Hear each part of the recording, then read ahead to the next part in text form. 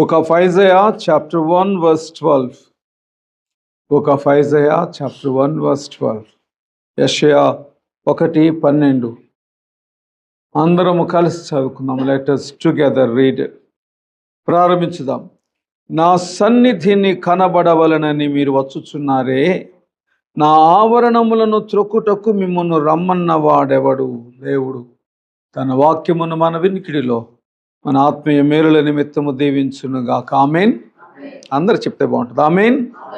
చిన్న ప్రార్థన చేసుకుందాం. కృపగలిగిన తండ్రి, నీ సన్నిధిలో నుండి మీరు నాతో మాతో మాట్లాడబోతున్నందుకు వందనాలు. మీరు మాట్లాడుచుండగా వినగల చెవి, గ్రహించగల మనస్సు, వెంబడించగలిగిన జీవితము నీ వాక్యము చేత మండించబడి ఎముకలు మాకు కలుగు చేయమని మా ప్రాణాత్మ జీవులను మీకే అప్పగించి ప్రతిష్ఠించి యెరూషలేము క్షేమం కొరకు ప్రార్థన చేయొచ్చు. వాతావరణమును పౌర్ణమి మీ ఆధీనం అందించుకునే దేవా, నీ బిడ్డల మనస్సులను మీ ఆధీనం అందించుకొని నీ ఆలయములోనికి నడిపించమని కోరుకుంటూ యేసు నామమును అడిగి వేడుకొనుచున్నాము తండ్రి. ఆమేన్. ప్రభు అడిగిన ఈ మాట ఒక ప్రశ్న. ఇది హెచ్చరిక కాదు, ప్రశ్న. ఇక్కడ ఏమంటున్నాడంటే, నా సన్నిధిని కనబడవలనని మీరు వస్తున్నారు కదా, ఎవరు చెప్పారు మీకు నా ఆవరణములను తొక్కమని? Nice to see people coming into the church, into the courts of the Lord. But who invited them?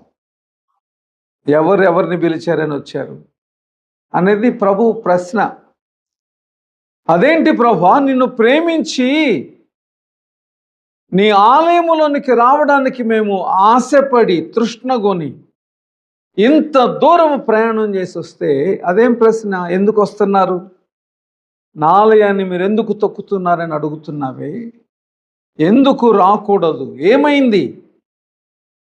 ఈ ప్రశ్న ఎందుకు అడుగుతున్నావు ప్రభువా అనంటే, ప్రభు అన్న మాట 3వ వచనంలో ఉంటుంది చూడండి. 3వ వచనం, ఎద్దు తన కామందు నెరుగును, గాడిద సొంత వాని దొడ్డి తెలుసుకొనును.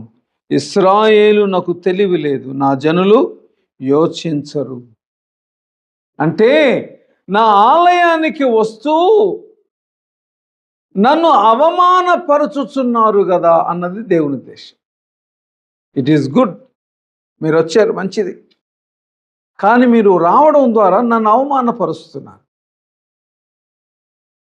నాకు బైబిల్లో ఒక మాట ఇప్పుడు ఆ కథ గుర్తొస్తుంటుంది. దేవుని ఆలయము బయట ఒకడు కూర్చొని ఉన్నాడు. వాడు ఒక బెగ్గర్. ఆ ఆలయం గేట్ బయట కూర్చొని ఎవరైనా వచ్చి డబ్బులు వేస్తారేమో, ఎవరైనా వచ్చి ఏదైనా కానుకిస్తారేమో అని చూస్తున్నాను. పేతురు యోహానులు వస్తున్నారు.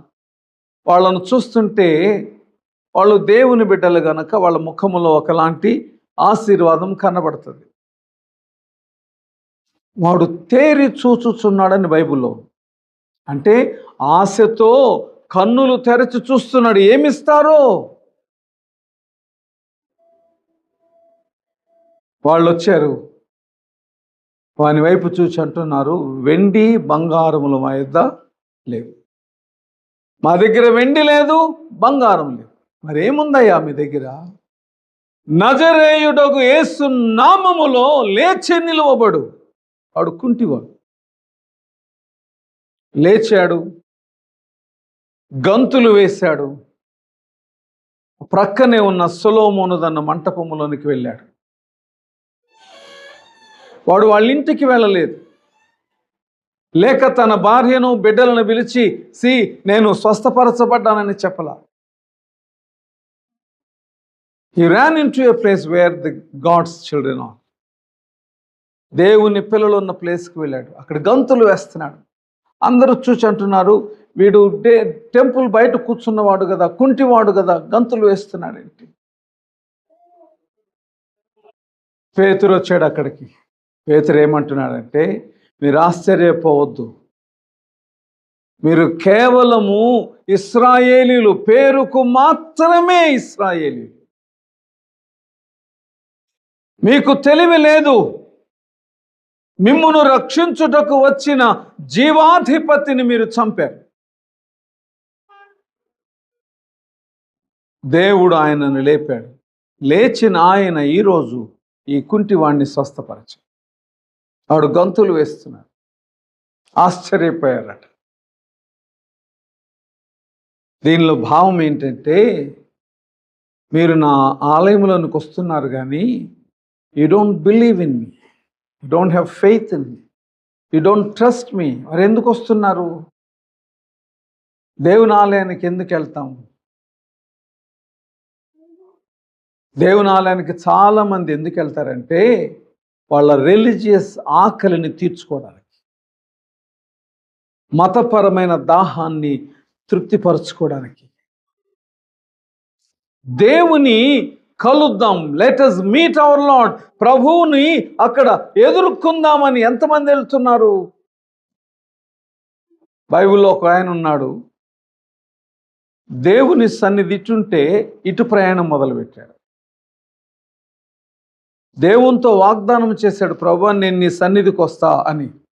కానీ ఇటు ప్రయాణం మొదలుపెట్టాడు. ఒక్కడే వెళ్తున్నాడా? లేదు. తన భార్యల్ని, పిల్లల్ని, దాసదాసీల్ని, ఆస్తిని అంతటిని తీసుకొని వెళ్తున్నాడు. నువ్వు ఎక్కడికి వెళ్ళాలి? దేవుని ఆలయానికి కదా. దేవుని సన్నిధికి వెళ్ళి దేవునికి స్తుతి చెల్లించాలి, కృతజ్ఞత చెల్లించాలి. You should be very thankful. కానీ ఇటు వెళ్తున్నావేంటి అంటే, దేవునిది ఏముందండి, ప్రార్థన చేస్తే క్షమిస్తాడు. తప్పు చేసి మోకాళ్ళు వేస్తే క్షమిస్తాడు. దేవునికి ఏమి తెలుసు?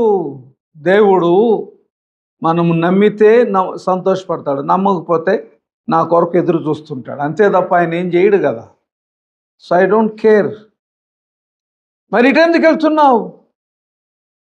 నా అన్న 400 మందిని తీసుకొని కత్తితో వస్తున్నాడు నన్ను చంపడానికి. 400 మందితో కత్తి తీసుకొని నన్ను చంపడానికి వస్తున్నాడు. దేవుని దగ్గరికి పోవడం ముఖ్యమా, నా ప్రాణం కాపాడుకోవడం ముఖ్యమా? ఏంది ముఖ్యం? ఇటే బయలుదేరాడు, వెళ్తున్నాడు. అయినా కూడా మనసుకి నెమ్మది లేదు. ప్రభు దగ్గరికి వెళ్ళలేదు, అన్న చంపుతాడని భయంతో వెళ్తున్నాడు, నెమ్మది లేదు. అందరిని ముందు పంపించి ఈయన ఒక చోట ఆగి ప్రార్థన మొదలుపెట్టాడు. చాలామంది క్రైస్తవులకు దేవుడు ఎప్పుడు గుర్తొస్తాడో తెలుసా? ఎప్పుడు గుర్తొస్తాడో తెలుసా? శ్రమ వచ్చినప్పుడు, గాయము కలిగినప్పుడు, మరణ వేదనలు పట్టుకున్నప్పుడు దేవుడు అప్పుడు గుర్తొస్తాడు. ఈయనకు కూడా అప్పుడే గుర్తొచ్చాడు. ఎందుకంటే అన్న చంపుతాడు కదా. వచ్చి ప్రార్థన చేస్తున్నాడు. ఏమని? నీవు నన్ను ఆశీర్వదించితేనే కానీ నీ సన్నిధిని నేను విడిచిపెట్టను. నేను ఇక్కడి నుంచి వెళ్ళిపోవాలి అని అంటే నువ్వు నన్ను దీవించు, నువ్వు నన్ను దీవించు. ఏం తక్కువ అండి ఆయనకి? ఏ దీవెన తక్కువ? 12 మంది మగపిల్లలు, ఒక ఆడపిల్ల పుట్టింది. గొర్రెలు ఉన్నాయి, గాడిదలు ఉన్నాయి, పశువులు ఉన్నాయి, పని వాళ్ళు ఉన్నారు, వాటిని మేపేవాళ్ళు ఉన్నారు. ఆయనకి 2 భార్యలు, భార్యలతో అతనికి వచ్చిన 2 దాసీలు. ఇంత ఆస్తి, ఇంత బహుమానం ఉండగా దేవా దీవించు అంటున్నావే, ఏం కావాలి నీకు? ఇన్ని ఉన్నా నా ప్రాణం పోగొట్టుకుంటే నాకేం ప్రయోజనం? లూకాసు వార్తలు అంటాడు, ఒకడు సర్వలోకమును సంపాదించుకొని తన ప్రాణమును పోగొట్టుకుంటే వానికి ఏమి ప్రయోజనం? ఒకడు సర్వలోకమును సంపాదించుకొని వాని ప్రాణమును పోగొట్టుకుంటే వానికి ఏం ప్రయోజనం? ప్రభు అడుగుతున్న ప్రశ్న కూడా అదే. యు హ్యావ్ ఎవ్రీథింగ్, కానీ జీవాధిపతి నీతో లేడు. ఈరోజు నేను ఒక మాట అంటున్నాను, దేవుని బిడ్డ. ఇన్ని ఆదివారాలు మనం చర్చికి వస్తాం. ఒక సంవత్సరంలో 52 ఆదివారాలు ఉంటాయి. ఈ 52 సండేస్లో మనస్ఫూర్తిగా నాకు జవాబు చెప్పనక్కర్లేదు, మీకు మీరు చెప్పుకుంటే చాలు. మనస్ఫూర్తిగా హృదయపూర్వకంగా ఈ ప్రశ్నకు జవాబు చెప్పండి. ఈ 52 ఆదివారాలలో ఎన్నిసార్లు మీరు ఆత్మీయంగా సంతృప్తి పడి ఆనందంతో వెళ్ళారు ఇక్కడి నుంచి? ఫిజికల్ హ్యాపీనెస్ గురించి నేను మాట్లాడడం లేదు. శరీర సంబంధమైన ఆనందంతో వెళ్ళడం గురించి నేను మాట్లాడడం లేదు. ఆత్మీయంగా, హృదయపూర్వకంగా, మానసికంగా వాక్యమును సంధించి ప్రభువుతో సహవాసములు మాట్లాడి ఆ ఆత్మీయ ఆనందముతో గంతులు వేచి ఎంతమంది బయటికి వెళ్ళగలిగారు ఈ 52 ఆదివారాల్లో? అన్నీ ఉన్నా ఆనందము లేదు. ప్రార్థన చేస్తున్నాడు. అప్పుడు ఆ దూత అడిగాడు, నీ పేరేంటి? యాకోబు. యాకోబు, ఏం దీవెన కావాలి నీకు? ప్రభువును చూచావు, ఇంతకంటే దీవెన ఏంటి?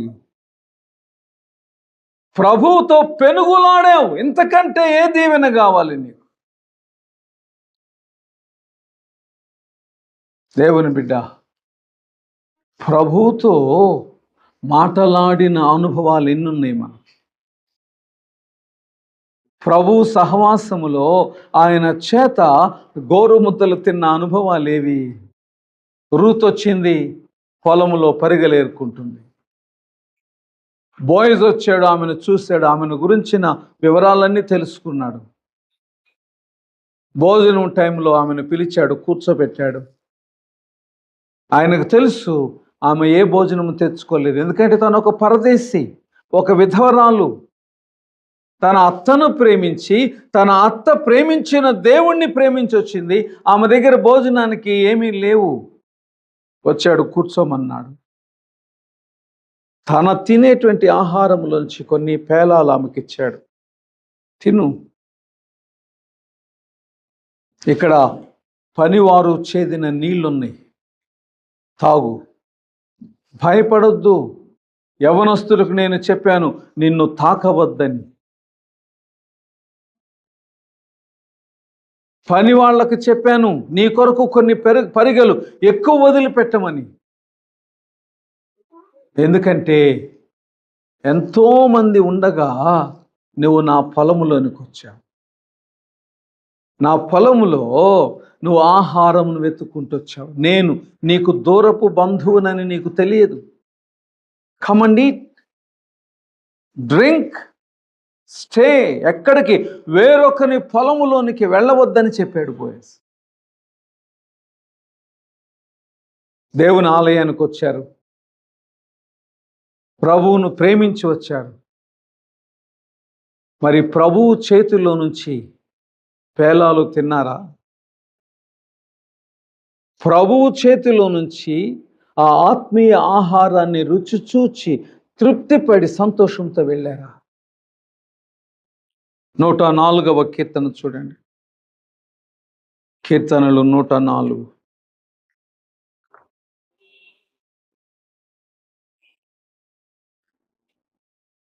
104వ కీర్తన.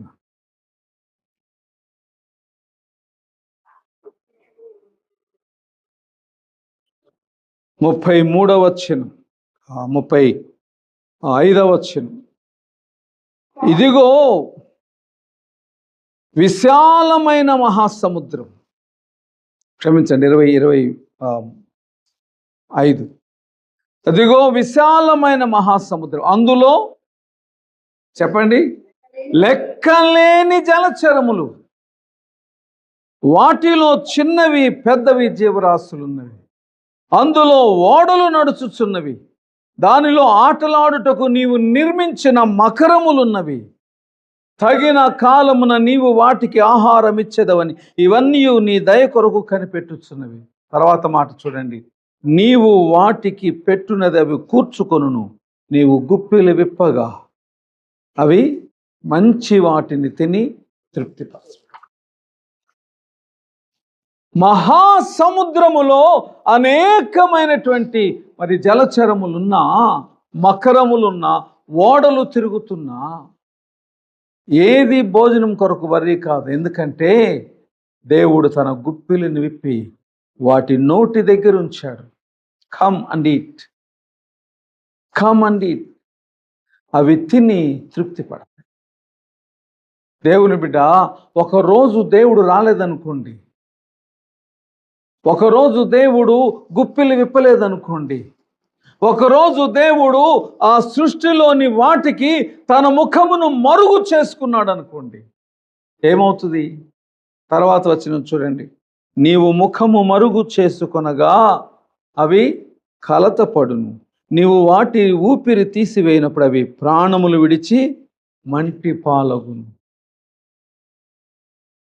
వాటికి కావలసింది దేవుని గుప్పిలిలోని ఆహారము కాదు, వాటికి కావలసింది దేవుని ముఖాముఖిగా సంధించుట. దేవుని ముఖాముఖిగా సంధించుట కావాలి, ఆ తర్వాతే ఆహారం.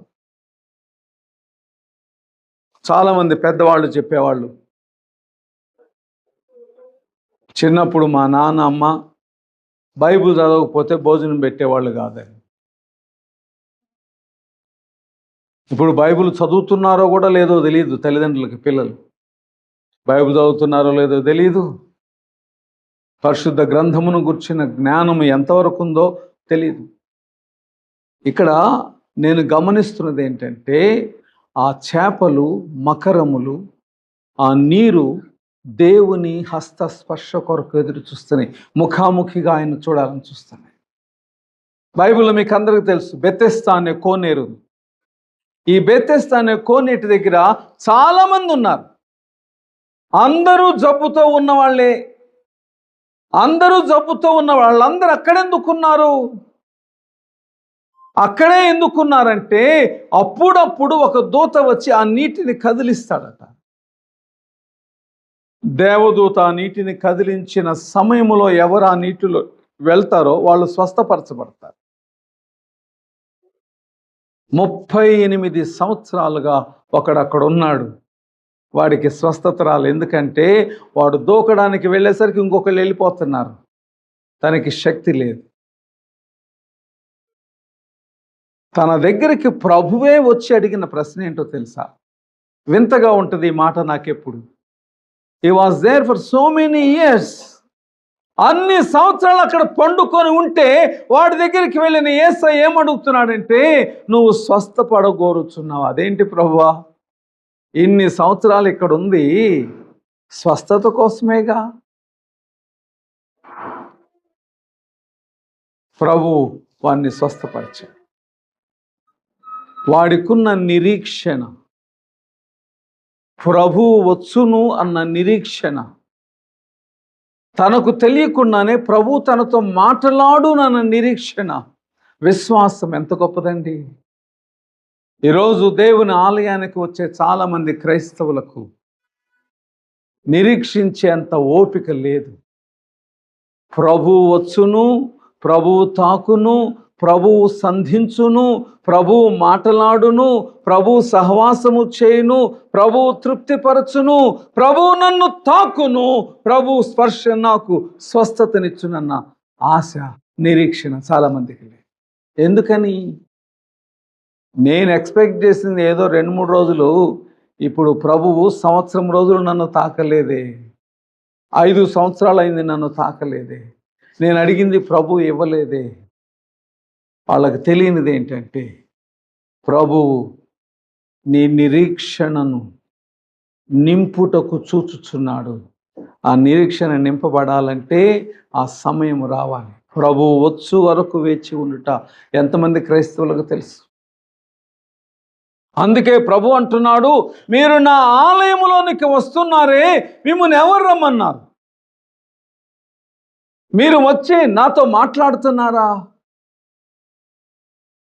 నా ముఖము వైపు చూడగలిగేటువంటి నిరీక్షణ ఎందుకు లేదు మీకు? నన్ను అడుగుతున్నారా? నన్ను తాకుతున్నారా? ఆలయం దగ్గరికి వస్తారు, ప్రక్కనే ఉన్నటువంటి ప్లేస్లోకి వెళ్తారు, ఏదో ఒక వస్తువును కొనుక్కుంటారు, మీ రోకలు మార్చుకుంటారు, వస్తారు, బలి ఇస్తారు, మేము చేయాల్సింది చేసాం, నువ్వే దీవించాలని చెప్పి వెళ్ళిపోతారు. ఎందుకయ్యా మీరు వచ్చేది? Why do you want to come? ఎందుకు దేవుని ఆలయంలోనికి వస్తారు? మేము ఎవరు రమ్మన్నారు? నేనేమన్నా రమ్మన్నానా?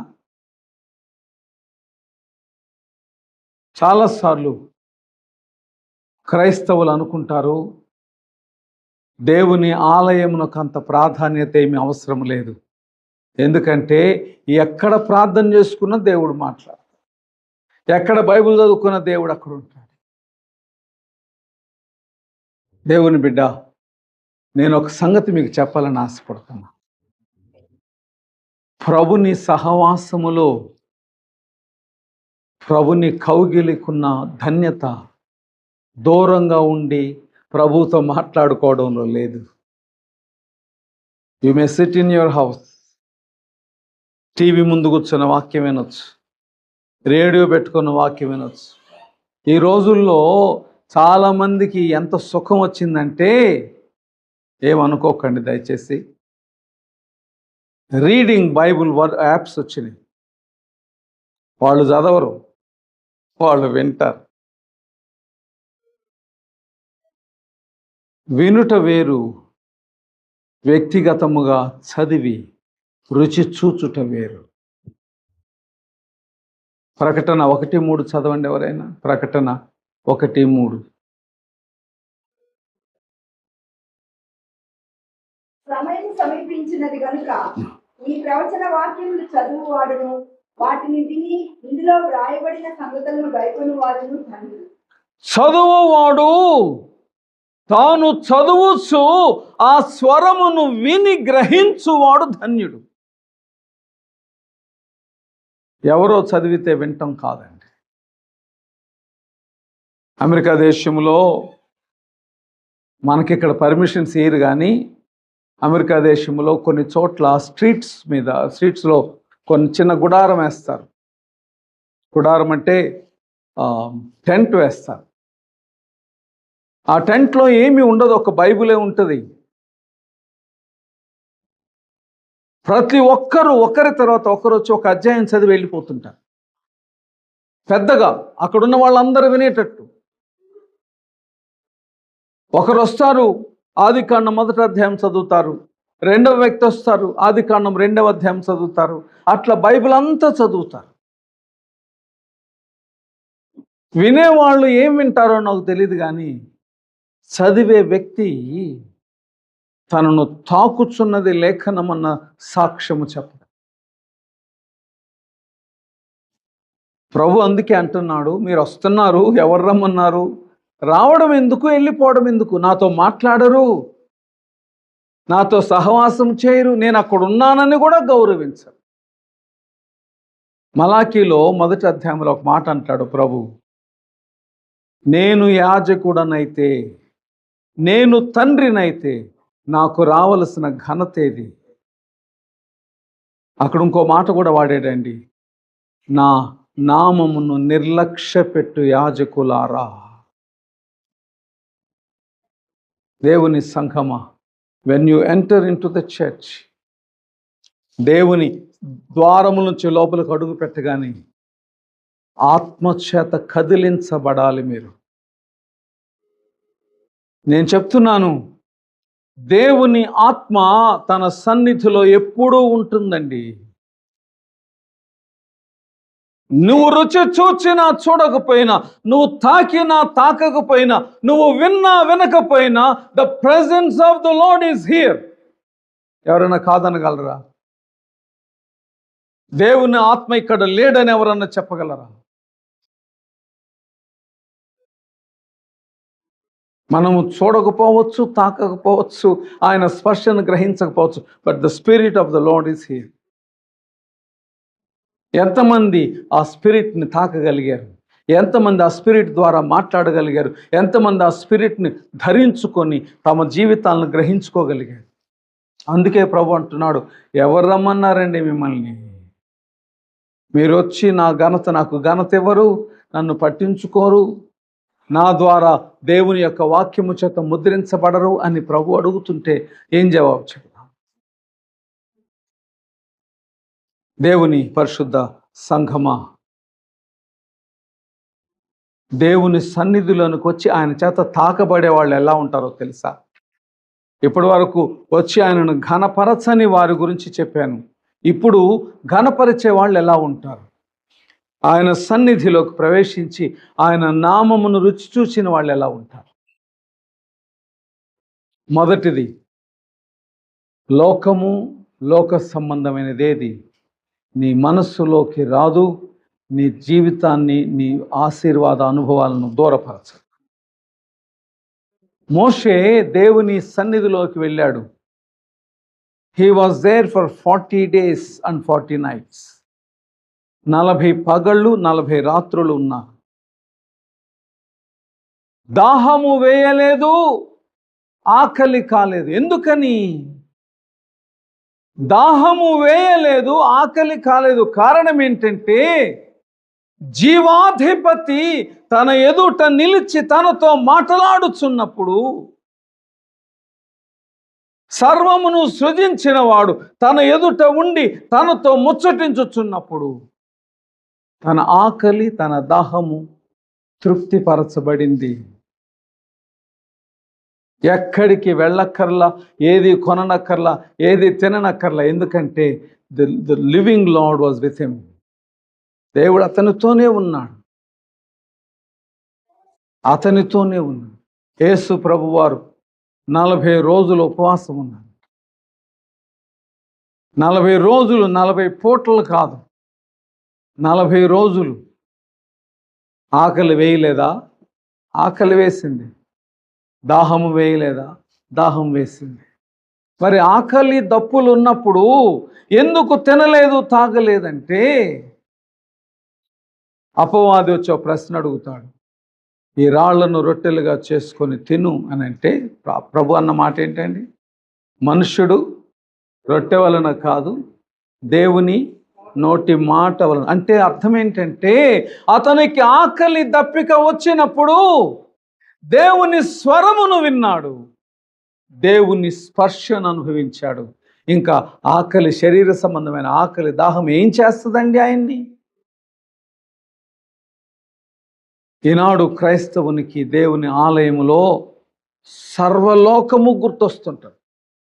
ఇంట్లో ఏమైందో, ఆయన ఆరాధన అయ్యాక ఏం చేయాలో, ఆరాధన మధ్యలో ఏదైనా గుర్తొస్తే అప్పుడు ఏం చేయాలో, తండ్రిగా దేవుడు ఏమి కోరుకుంటున్నాడు నా దగ్గర నుంచి? తండ్రిగా ఆయనకు నేను చేయగలిగినది ఏం చేయాలని ఆయన కోరుకుంటున్నాడు. మొదటిది, దేవుడు నా దగ్గర కుమారుడిగా ఆయన తండ్రి ఏం కోరుకుంటున్నాడు అంటే, బైబిల్ చెప్పిన మాట ఏంటంటే, నా సన్నిధిలో నిత్యము నీవు ఉండాలని నేను కోరుకుంటున్నాను అన్నాడు. ప్రభువు కోరుకునేది నిత్యము, నాట్ ఆన్ సండే, లేకపోతే ఎక్కడో మీటింగ్ జరిగేటప్పుడు అక్కడ కాదు. ప్రభు ఏం కోరుకున్నాడంటే, నా దగ్గర నీవు నిత్యము ఉండాలి. అదేంటి ప్రభువా, 1 గంట నీ ఆలయంలోకి వచ్చి వెళ్ళటమే కష్టంగా ఉంటే నిత్యము ఉండమని కోరుతున్నావేంటి? దేవుని ఉద్దేశము నువ్వు ఆయన ఆలయంలోకి వచ్చి అక్కడే కూర్చొని 24 hours ఉండాలని కాదు. నేను చాలాసార్లు చెప్పాను, ఇప్పుడు చెప్తున్నాను. మన ఉద్దేశం ఏంటంటే, బైబుల్ ఇక్కడ ఉందనుకోండి, దేవుడు ఇక్కడ ఉన్నాడని మన ఉద్దేశం. మోకరించామనుకోండి, ప్రభు అక్కడ ఉన్నాడని మన ఉద్దేశం. చర్చికో ఏదో ఒక బహిరంగ సభకో వెళ్ళామనుకోండి, దేవుడు అక్కడ ఉన్నాడని మన ఉద్దేశం. అంటే వేరొక స్థలములో ప్రభు ఉండడా? ఇప్పుడు దేవుని ఆలయములో మనం ఉన్నాం, ఆరాధన అయిన తర్వాత లిఫ్ట్ దిగి మనం వెళ్తుంటాం. ప్రభు నాతో లేడా? ప్రభు నాతో లేడా? సామెతలు ఉంటాయి కొన్ని. పిల్లిని సంకన పెట్టుకొని ఊరంతా వెతికారంట. తెలుసా సామెత మీకు? ఆ సామెత తెలియకపోతే చెప్తా. కళ్ళద్దాలు నెత్తి మీద పెట్టుకొని వెతికిన వాళ్ళు ఉన్నారు. సెల్ ఫోన్లో మాట్లాడుతూ వాళ్ళు రికార్డు చేసుకోవడం కోసం ఎవరైనా అవతల వాళ్ళు ఏదైనా చెప్తుంటే వాళ్ళ సెల్ ఫోన్ కోసమే మాట్లాడుతూ వెతికిన వాళ్ళు ఉన్నారు. ఎక్కడున్నాడు ప్రభు? ఆయన నాతో నడుచుచున్నాడు, ఆయన నా యందు ఉన్నాడు. బైబిల్ చెప్తున్న మాట ఏంటంటే, ప్రభువు నందు నేను చలించుచున్నాను. దేవుడు నా హృదయములో ఉన్నాడని కాదు బైబిల్ చెప్తుంది, దేవునిలో నేను నడుచుచున్నాను. నేను నడిచేటప్పుడు దేవుని లోపల నడుస్తున్నాను. నేను పండుకున్నప్పుడు దేవుని లోపల పండుకున్నాను.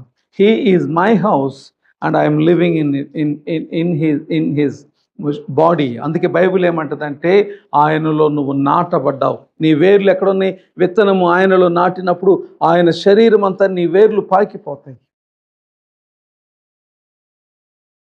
నీకు తెలుసా, దేవుని ఆలయం నుంచి బయటికి వెళ్ళి నువ్వు పాపం చేస్తే, నువ్వు ఒకవేళ డిజొబీడియన్స్ చూపిస్తే, బలహీనపడితే, ఎక్కడ బలహీనపడ్డట్టండి?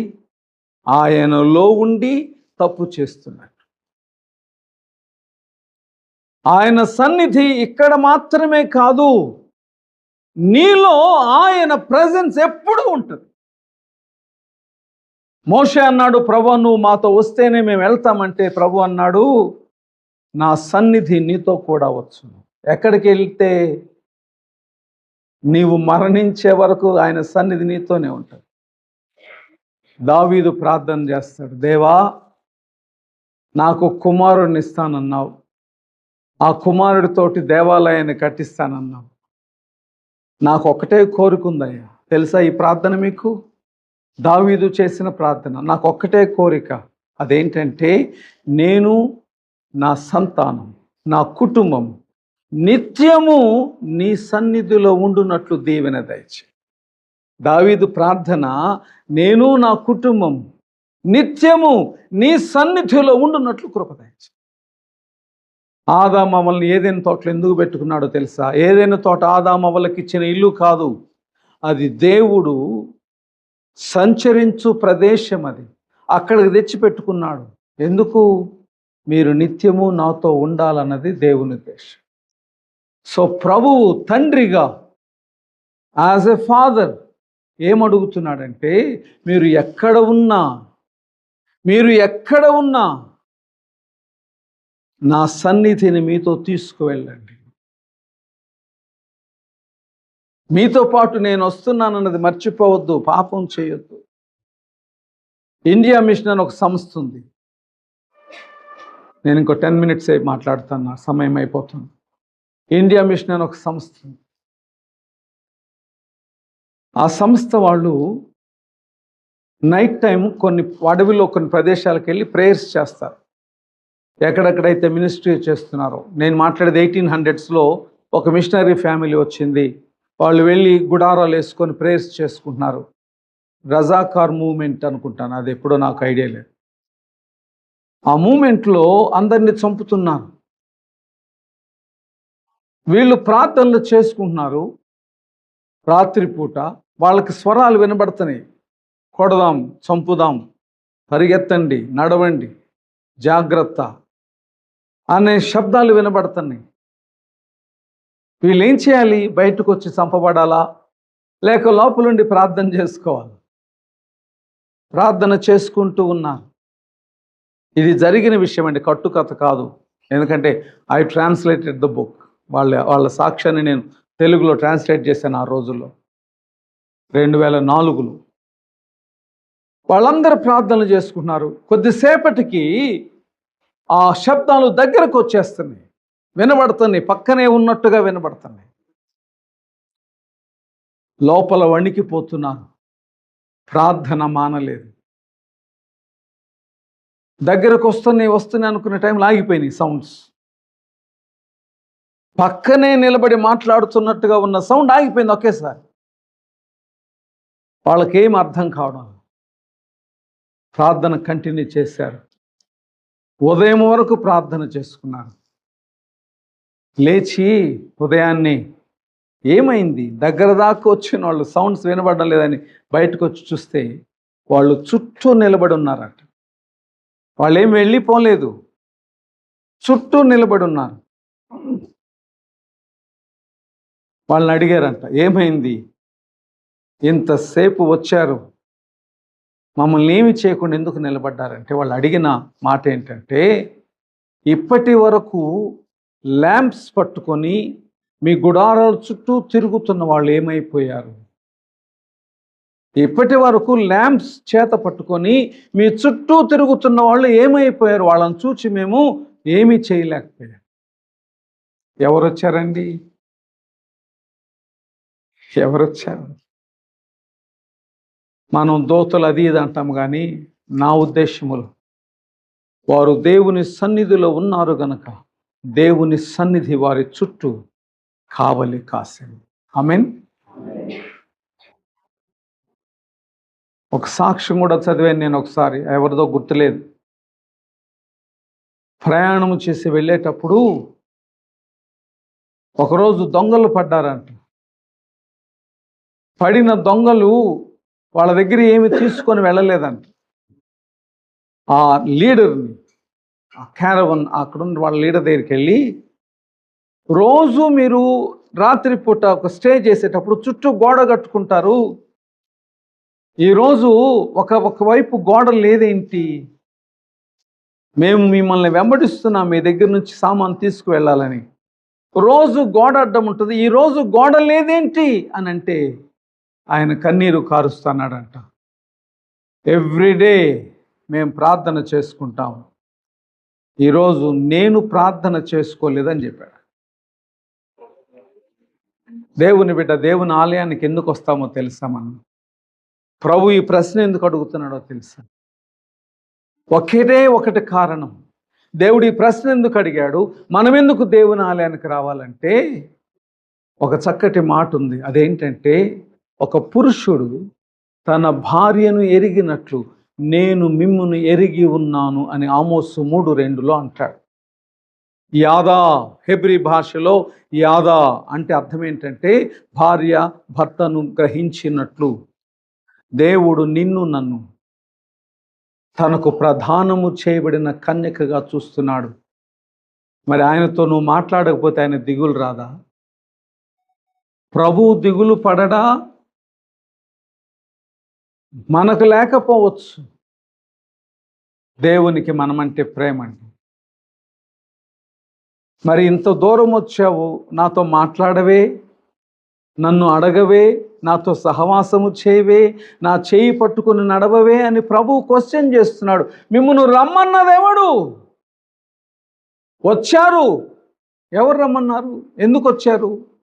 మీరు దేవుని ఆలయానికి ఎందుకు వచ్చారో ఆ భావాన్ని గ్రహించి ఆయనతో సహవాసములో సమయం గడిపితే దేవుని కంటే సంతోషించేవాళ్ళు ఎవరు ఉన్నారు?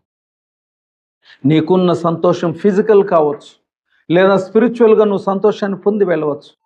కానీ దేవుడు కోరుకునేది ఆయన సన్నిధిలోనికి వచ్చిన నీవు ఆయనతో సహవాసములు మాటలాడాలి, ముచ్చటించాలి, ఆయన కౌగిలి చేత ఆదరించబడాలి. అందుకే ప్రభువు నిన్ను కోరుకుంటాడు. తండ్రిగా ఆయన నిన్ను కోరుకునేది ఏంటంటే, నా సన్నిధిలో నిత్యము నీవు నీ కుటుంబం ఉండాలి. తలలోంచి ప్రార్థన చేసుకున్నాం. Thank you and God bless you. Please like. It helps the video to reach more people, and share the blessings of the word to friends and family.